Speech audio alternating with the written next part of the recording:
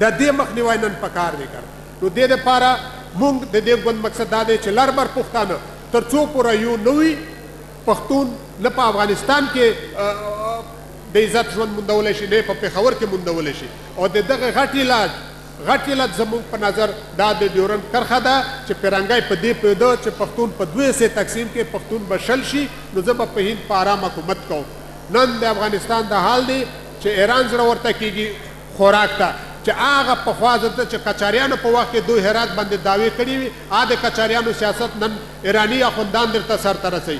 کومه دعوا چې رنجیت سینګ کړې وه رنجیت سینګ په وخت کې کم کار شه نن پنجاپای هغه سیک پنجاپای او دا مسلمان پنجاپای ځان ته وایي هغه نن چې کوم ده هغه منصوبه دلته درته عملي کوي. زمونږ ستاسو شناخت د منځوري زمونږ ستاسو شناخت ورکوي.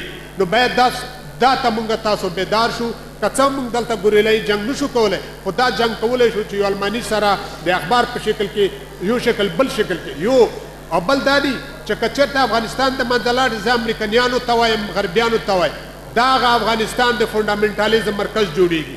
دا افغانستان کې چې یو ځل فونډامنټالیزم خپا کېښوده زه دا مغرب ته وایم چې دا د ټروریزم او د ترور یو غټ مرکز جوړیږي بیا به مغرب خوب نه وکړي. نن مغرب ته پکار دی چې د افغاني ملي جمهوري خلکو سره کومک وکړي چې د فونډامنټالیزم مخه ونیول شي او دا مخیاله نیول شي چې لار بر پښتون یو شي. او تر څو پوره چې لار بر پښتون یو نه وي سټیبلیټیټ قرار په مرکزي ایشیا او د مرکزي ایشیا کې افغانستان زړه دی چې زړه بیمار وي دا ټوله منطقه بیماره ده. زه ستاسو نور نه پازابه ډېرې خبرې نه کوم دا زما د زړه آواز و او دا ما ویل تاسو ته اوږد تقریر ضرورت نشته چې پاکستان افغانستان ختمول غواړي او په خپله منډې یې بدلول غواړي. او څومره چې پاکستان خو یوه خبره ده چې موږ په حق کې ځي چې افغانستان انګریزانو هضم نه کړو افغانستان روسیانو هضم نه کړو.